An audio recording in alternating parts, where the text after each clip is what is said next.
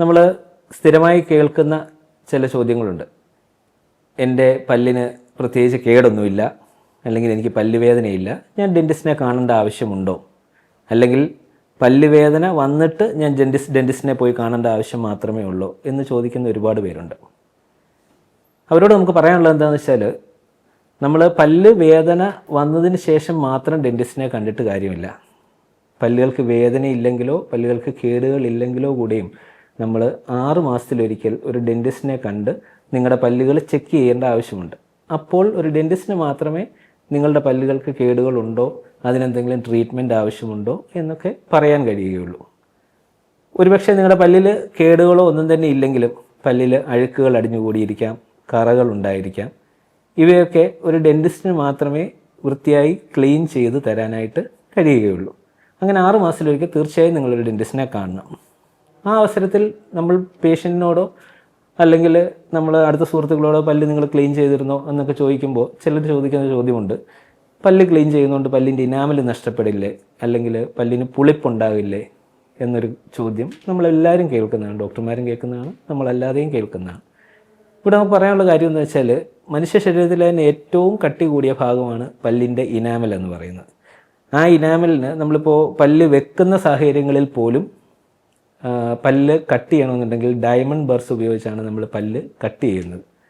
അപ്പോൾ പല്ല് ക്ലീൻ ചെയ്യുന്നത് അൾട്രാസോണിക് സ്കെയിലർ എന്ന് പറഞ്ഞ ഒരു അതിനൂതനമായ ഒരു ഉപകരണം ഉപയോഗിച്ചാണ് പല്ല് ക്ലീൻ ചെയ്യുന്നത്.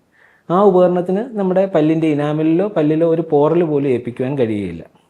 സാധാരണഗതിയിൽ നമ്മൾ ചിന്തിച്ചാൽ ആർമി പോലുള്ള പ്രസ്ഥാനങ്ങളിൽ അവരുടെ ഡെൻ്റൽ യൂണിറ്റുകളുണ്ടെങ്കിൽ എല്ലാ 6 മാസം കൂടിയിരിക്കുമ്പോഴും കൃത്യമായും അവരുടെ പല്ലുകൾ, ആ യൂണിറ്റ് അംഗങ്ങളുടെ പല്ലുകൾ അവിടുത്തെ ഡോക്ടർമാർ ക്ലീൻ ചെയ്യാറുണ്ട്.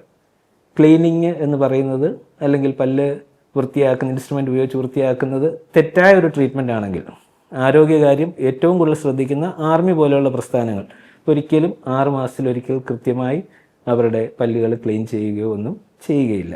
അപ്പോൾ അതിൽ നിന്നും തന്നെ നമുക്കത് തെറ്റായ ഒരു ട്രീറ്റ്മെൻ്റ് അല്ലെന്ന് നിങ്ങളെ മനസ്സിലാക്കാൻ ഒരു ഉദാഹരണം പറഞ്ഞു വന്നതേ ഉള്ളൂ. പല്ല് ക്ലീൻ ചെയ്തതിന് ശേഷം സാധാരണ ഡോക്ടർമാർ പല്ലിന് പുളിപ്പോ എന്തെങ്കിലും ഉണ്ടെന്ന് പേഷ്യൻ്റ് പറയുന്ന ഒരു സാഹചര്യത്തിൽ, അത് പല്ല് ക്ലീൻ ചെയ്യുന്നതുകൊണ്ട് വരുന്ന പുളിപ്പോ ഒന്നുമല്ല, പല്ലിൽ അഴുക്കുകളൊക്കെ പറ്റി പിടിച്ചിരിപ്പുണ്ടെങ്കിൽ അതൊക്കെ മാറിക്കഴിയുമ്പോൾ ആദ്യത്തെ 1-2 ദിവസത്തേക്ക് പല്ലിനൊരു പുളിപ്പോ കാര്യങ്ങളോ വരാം. അപ്പോൾ ആ സാഹചര്യങ്ങളിൽ ഡോക്ടർമാർ പുളിപ്പിനുള്ള അല്ലെങ്കിൽ സെൻസിറ്റിവിറ്റി വരാതിരിക്കാനുള്ള പേസ്റ്റുകൾ നൽകാറുണ്ട്. ഈ പേസ്റ്റ് നമ്മൾ തുടർച്ചയായി ഉപയോഗിക്കാൻ കഴിയുമോ ഇല്ലയോ എന്ന് പലരും ചോദിക്കാറുണ്ട്. നമ്മൾ തലവേദനയുമായി ബന്ധപ്പെട്ട് ഒരു ഡോക്ടറെ പോയി കാണുകയാണെന്നുണ്ടെങ്കിൽ ഡോക്ടർ ആ തലവേദനയ്ക്കൊരു ഗുളിക കഴിക്കാൻ തരും. നമ്മൾ ആ തലവേദന മാറുന്ന സമയത്ത് ആ ഗുളിക നിർത്തണം. നമ്മൾ സ്ഥിരമായി അത് കഴിച്ചുകൊണ്ടിരുന്നാൽ ശരീരത്തിലെ മറ്റു ഭാഗങ്ങളിൽ എന്തെങ്കിലും വേദന ഉണ്ടായാൽ ഒരുപക്ഷെ നമുക്കത് അറിയാൻ പറ്റാതെ പോകാം. മറ്റസുഖങ്ങളുടെ ലക്ഷണങ്ങളാകാം ആ വേദനകൾ. സ്ഥിരമായി ആ മരുന്ന് കണ്ടിന്യൂ ചെയ്താൽ നമുക്ക് ആ വേദന അറിയാൻ പറ്റാതെ പോകാം. അതുപോലെ തന്നെയാണ് നമ്മൾ ഒരു മെഡിക്കേറ്റഡ് പേസ്റ്റ് പുളിപ്പ് മാറാനായി സ്ഥിരമായി ഉപയോഗിക്കുകയാണെന്നുണ്ടെങ്കിൽ നമ്മുടെ പല്ലിനുണ്ടാകുന്ന പുളിപ്പ് അസ്വസ്ഥതകളെല്ലാം മാറി നിൽക്കും. പക്ഷേ നമ്മുടെ പല്ലിൽ മറ്റെന്തെങ്കിലും കേടുകളോ വേദനകളോ വരുന്നുണ്ടോ എന്നുള്ളത് ഒരുപക്ഷെ നമുക്ക് അറിയാതെ പോകാനൊരു കാരണമുണ്ടാകും. അതുകൊണ്ട് ഒരു ഡോക്ടർ പ്രിസ്ക്രൈബ് ചെയ്യുന്ന ടൈമിലേക്ക് മാത്രം നമ്മൾ ഈ മെഡിക്കേറ്റഡ് ആയിട്ടുള്ള പേസ്റ്റുകൾ ഉപയോഗിക്കുക. അവരെ കണ്ടതിന് ശേഷം അത് തുടരണോ വേണ്ടയോ എന്ന് നമുക്ക് തീരുമാനിക്കാം. പേസ്റ്റിന് പകരം എൻ്റെ ഗ്രാൻഡ് പേരൻസ് ഒക്കെ ഉപയോഗിച്ചിരുന്നത് ഉമ്മക്കിരിയാണ്, അല്ലെങ്കിൽ ഈ പഴയ പ്ലാഞ്ഞലുകൾ പോലുള്ള കാര്യങ്ങൾ കൊണ്ടാണ് പല്ല് തേച്ചിരുന്നത്. അതങ്ങനെ തുറന്നുകൂടെ, അതല്ലായിരുന്നോ നല്ലത്, അവർക്ക് കേടൊന്നും ഇല്ലായിരുന്നില്ല ആ കാലഘട്ടത്തിൽ എന്ന് പറയുന്നവരുണ്ട്. അതൊരു തെറ്റായ ധാരണയാണ്. നമ്മൾ പേസ്റ്റ് ഉപയോഗിച്ച് തന്നെ വേണം പല്ല് തേക്കാനായിട്ട്. ഉമ്മക്കിരിയോ അല്ലെങ്കിൽ പൽപ്പൊടിയോ പോലുള്ള സാധനങ്ങൾ നമ്മൾ ഉപയോഗിക്കുമ്പോൾ പല്ലിൻ്റെ ഇനാമലിന് കൂടുതൽ തേയ്മാനങ്ങൾ ഉണ്ടാകാനുള്ള സാധ്യത വരും. ബ്രഷ് ഉപയോഗിക്കുന്നതുകൊണ്ടല്ല തേയ്മാനം ഉണ്ടാകുന്നത്.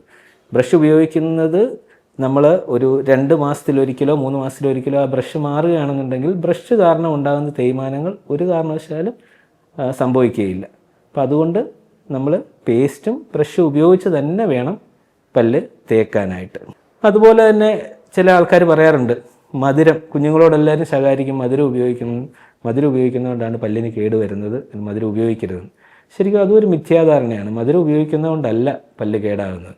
നമ്മൾ മധുരത്തിൽ, ഉദാഹരണത്തിന് ഈ കാർബോഹൈഡ്രേറ്റ്സ് അടങ്ങിയ ഫുഡ്സ് നമ്മൾ കഴിക്കുമ്പോൾ അത് പല്ലിൽ പറ്റിപ്പിടിച്ചിരുന്നിട്ട് അതിന് ചുറ്റും ഒരു ബാക്ടീരിയൽ പ്രൊഡക്ഷൻ ഉണ്ടാകും. ആ ബാക്ടീരിയാസ് ഉണ്ടാക്കുന്ന ആസിഡ്സ് കാരണമാണ് ശരിക്കും പല്ലുകളിൽ കേടുണ്ടാകുന്നത്. അല്ലാതെ മധുരം ഡയറക്റ്റ് ഒരിക്കലും കേടുണ്ടാക്കുന്നില്ല. അതൊരു മിഥ്യാധാരണ തന്നെയാണ്. അതുപോലെ നമ്മൾ ട്രീറ്റ്മെൻറ്റ് ചെല്ലുന്ന സമയത്ത് പല പേഷ്യൻസും വരുമ്പോൾ നമ്മൾ ഡെൻ്റൽ എക്സ്റേ അവരോട് പറയാറുണ്ട്. ഈ ഡെൻ്റൽ എക്സ്റേ സേഫ് ആണോ എന്ന് പലരും ചോദിക്കും. ചിലപ്പോൾ ഒരു ട്രീറ്റ്മെൻറ്റ് ആവശ്യത്തിന് 3 തൊട്ട് 4 പ്രാവശ്യം വരെ ഡെൻ്റൽ എക്സ്റേകൾ എടുക്കേണ്ട ആവശ്യങ്ങൾ വരാറുണ്ട്. ഇവിടെ നിങ്ങൾ മനസ്സിലാക്കേണ്ട ഒരു കാര്യം, നമ്മളൊരു നോർമൽ ചെസ്റ്റ് എക്സ്റേ എടുക്കുകയാണെന്നുണ്ടെങ്കിൽ ആ ചെസ്റ്റ് എക്സ്റേയിൽ നിന്നുണ്ടാകുന്ന ഒരു റേഡിയേഷൻ്റെ 3000-ൽ 1 റേഡിയേഷൻ മാത്രമാണ് നമ്മുടെ പഴയ ടൈപ്പ് ചെറിയ കവറിൽ വരുന്ന ഡെൻ്റൽ എക്സ്റേയിൽ നിന്നും ഒരാൾക്ക് കിട്ടുന്നത്. അത് ഇപ്പോൾ വന്ന് നമ്മൾ ഡിജിറ്റൽ എക്സ്റേ ആയിട്ടുണ്ട്. അപ്പോൾ അതിൻ്റെ റേഡിയേഷൻ എന്ന് പറയുന്നത് അതിൻ്റെ 10-ൽ 1 ചുരുങ്ങിയിട്ടുണ്ട്. അതായത് ഒരു 30,000 ഡിജിറ്റൽ എക്സ്റേ എടുത്താൽ ഒരു ചെസ്റ്റ് എക്സ്റേക്ക് തുല്യമായിട്ടുള്ള റേഡിയേഷൻ നമുക്ക് കിട്ടുകയുള്ളൂ. അതുകൊണ്ട് ഡെൻ്റൽ എക്സ്റേകൾ സേഫ് ആണോ എന്ന് ചോദിച്ചാൽ തീർച്ചയായിട്ടും സേഫാണ്. പിന്നെ ഗർഭിണികളായ സ്ത്രീകൾ ട്രീറ്റ്മെൻറ്റിന് വരുമ്പോൾ അവർക്ക് ട്രീറ്റ്മെൻറ്റിന് വരാൻ പറ്റുമോ എന്ന് തന്നെ ഒരു മിഥ്യാധാരണ നിൽപ്പുണ്ട്. പ്രഗ്നൻ്റ് അല്ലേ, നമ്മൾ ട്രീറ്റ്മെൻറ്റിന് പോകണോ എന്നൊരു ചിന്ത തന്നെ പലർക്കും ഉണ്ട്. അതും ഒരു മിഥ്യാധാരണയാണ്. ഗൈനക്കോളജിസ്റ്റിൻ്റെ നിർദ്ദേശമുണ്ടെങ്കിൽ 3 മാസത്തിനും 6 മാസത്തിനും ഇടയിൽ ഏത് ഡെൻ്റൽ ട്രീറ്റ്മെൻറ്റുകൾ വേണമെങ്കിലും നമുക്ക് ചെയ്യാൻ കഴിയും. അവിടെയും എക്സ്റേയുടെ കാര്യത്തിൽ കഴിയുന്നതും പരമാവധി എക്സ്റേ ഒഴിവാക്കാൻ പറ്റുകയാണെങ്കിൽ എക്സ്റേ നമുക്ക് ഒഴിവാക്കുന്നത് തന്നെയാണ് നല്ലത്. പക്ഷേ എന്നാൽ പുതിയ സാങ്കേതികവിദ്യയുടെ സഹായത്തോടെ അത്യാവശ്യം ഒരു എക്സ്റേ ഒക്കെ എടുക്കേണ്ടി വരുന്ന സാഹചര്യങ്ങൾ ഗർഭിണിയാണെങ്കിൽ കൂടെയും നമുക്ക് എക്സ്റേ എടുക്കുവാൻ കഴിയും. അതുപോലെ കുഞ്ഞുങ്ങളെ സംബന്ധിച്ച് ചില മിഥ്യാധാരണകളുണ്ട്. പാൽപ്പല്ലുകൾ എന്തിനവ ട്രീറ്റ് ചെയ്യണം, അത് പറഞ്ഞു പോകുന്നതല്ലേ, അതിന് ട്രീറ്റ്മെൻറ്റ് എന്തെങ്കിലും വേണോ എന്ന് ചോദിക്കുന്ന ഒരുപാട് പേരുണ്ട്.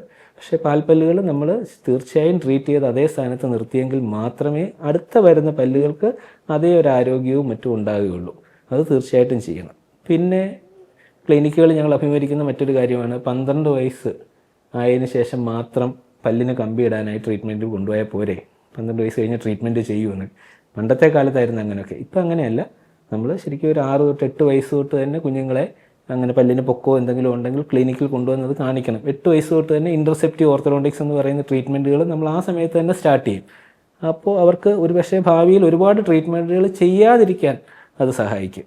അതേ അവസ്ഥ തന്നെയാണ് 30 വയസ്സ് കഴിഞ്ഞ ഒരാൾ പലപ്പോഴും ചോദിക്കും, എനിക്കിനി കമ്പിയിടാൻ പറ്റുമോ, എനിക്കിനിയും കമ്പിയിടാൻ പറ്റില്ല, പ്രായം കഴിഞ്ഞു പോയി എന്ന് പറയുന്ന ആൾക്കാർ ഒരുപാടുണ്ട്. 30 വയസ്സെന്ന് പറയുന്നതും 35 വയസ്സെന്ന് പറയുന്നതും പല്ലിന് കമ്പിയിടുന്നതുമായി യാതൊരു ബന്ധവുമില്ല. കാരണം അവരുടെ പല്ലിന് ആരോഗ്യവും ബലവും ഉണ്ടെങ്കിൽ ഏത് പ്രായത്തിലാണെങ്കിലും നമ്മൾ കമ്പിയിട്ട് പല്ലിനെ അവരുടെ ആ ഒരു കോൺഫിഡൻസിനെ ഉയർത്താൻ നമുക്ക് കഴിയും. ഇനി കമ്പിയിടുക അല്ലെങ്കിൽ അല്ലാതെ മറ്റ് ട്രീറ്റ്മെൻറ്റുകളും ഉണ്ട്. പല്ലിൻ്റെ കളറുള്ള മെറ്റീരിയൽ ഉപയോഗിച്ച് പല്ലിൻ്റെ ഗ്യാപ്പ് അടയ്ക്കുന്ന മാർഗ്ഗങ്ങളും അലൈനർ തുടങ്ങിയ ഏറ്റവും പുതിയ ട്രീറ്റ്മെൻറ്റുകളും ഉണ്ട്. ആ ട്രീറ്റ്മെൻറ്റുകൾ ഉപയോഗിച്ചും ഈ കാര്യങ്ങൾ ചെയ്യാം. ഏറ്റവും ഒടുവിലായിട്ട് ഒരുപാട് പ്രയാസങ്ങൾ ഇന്നത്തെ കാലത്ത് നമ്മുടെ രോഗികൾ നേരിടുന്ന ഒരു പ്രശ്നമുണ്ട്. എന്ന് വെച്ചാൽ നമ്മൾ രോഗികൾക്ക് പലർക്കും മെറ്റൽ ക്യാപ്പുകളും മറ്റും വെച്ച് കൊടുക്കും. പലരും വന്നിട്ട് പറയും, ഡോക്ടർ എനിക്ക് MRI എടുക്കേണ്ടതാണ്, എൻ്റെ വായിൽ മെറ്റൽ ക്യാപ്പുകളാണ് ഇരിക്കുന്നത്, അപ്പോൾ അവിടെ ചെന്ന് കഴിയുമ്പോൾ അവരതിന് റിസ്ട്രിക്ഷൻ പറയുന്നു എന്ന് പറയുന്നുണ്ട്. അതും ഒരു തെറ്റായ ധാരണയാണ്. നമ്മൾ ഇട്ടിരിക്കുന്ന ഈ മെറ്റൽ ക്യാപ്പുകളും അതുപോലെ തന്നെ നമ്മുടെ വായിലുള്ള ഇംപ്ലാന്റ്സും എല്ലാം ഫെറോ മാഗ്നറ്റിക് പ്രോപ്പർട്ടീസ് ഒന്നും ഇല്ലാത്ത മെറ്റലുകളാണ്. അവ ഉപയോഗിച്ചോ അല്ല അവ വായിലുണ്ട് എന്ന് കരുതി അതിനകത്ത് MRI എടുക്കുന്നതിനകത്ത് യാതൊരു കുഴപ്പമില്ല. പക്ഷേ നമ്മൾ ഓർത്തോണ്ടിക് ബ്രാക്കറ്റ്സ്, അതായത് പല്ലിന് കമ്പി ഇടാൻ നേരം മുകളിലും താഴെയും മുത്തുകൾ ഒട്ടിച്ചിട്ടുണ്ടെങ്കിൽ ആ മുത്തുകൾ MRI ഇടുന്നതിന് മുമ്പ് നമ്മൾ അഴിച്ചു മാറ്റുന്നത് തന്നെയാണ് നല്ലത്. പക്ഷേ അവിടെയും നിങ്ങൾ ആലോചിക്കണം, ഇന്ന് ഞാൻ ഇങ്ങനെ പറയുന്നെങ്കിലും നമ്മളൊരു MRI എടുക്കുന്നതിന് മുമ്പ് ഒരു ഡെൻറ്റിസ്റ്റിനെ കണ്ട് അദ്ദേഹത്തിൻ്റെ ഒപ്പീനിയൻ കൂടി എടുക്കണം. ഇനി പുതിയതായി പല്ലിന് ക്യാപ്പ് ഇടാനൊക്കെ പോകുന്നവരാണെന്നുണ്ടെങ്കിൽ ഇപ്പോൾ മെറ്റൽ ഫ്രീ ആയിട്ടുള്ള ഒരുപാട് ക്യാപ്പുകളും ക്രൗൺസും ഒക്കെ ഉണ്ട്, സിർക്കോണിയം പോലുള്ള പ്രോഡക്റ്റുകളുണ്ട്. ഇനി ക്യാപ്പ് ഇടുന്നവർ അങ്ങനെ ഒരു ഭീതി മനസ്സിലുണ്ടെങ്കിൽ ആ മെറ്റലുകൾ ഒഴിവാക്കിയുള്ള പുതിയ ടൈപ്പ് സിർക്കോണിയം ക്യാപ്പുകളും ഒക്കെ ഇടാൻ കഴിയും. ഇങ്ങനെ ഒരുപാട് സംശയങ്ങൾ നിങ്ങൾക്കുണ്ടാവുമെന്നറിയാം. ചുരുങ്ങിയ സമയത്തിനകത്തായതുകൊണ്ട് ഞാനിപ്പോൾ തൽക്കാലം എൻ്റെ വാക്കുകൾ ഇവിടെ ഉപസംഹരിക്കുകയാണ്. എന്തെങ്കിലും സംശയങ്ങളോ കാര്യങ്ങളോ നിങ്ങൾക്കുണ്ടെങ്കിൽ എപ്പോഴും നിങ്ങൾക്ക് ഐഡിയ മാവേലിക്കരയുമായിട്ടോ ഞങ്ങളുടെ ഡോക്ടർമാരുമായിട്ടോ എപ്പോഴും ബന്ധപ്പെടാം. Thank you.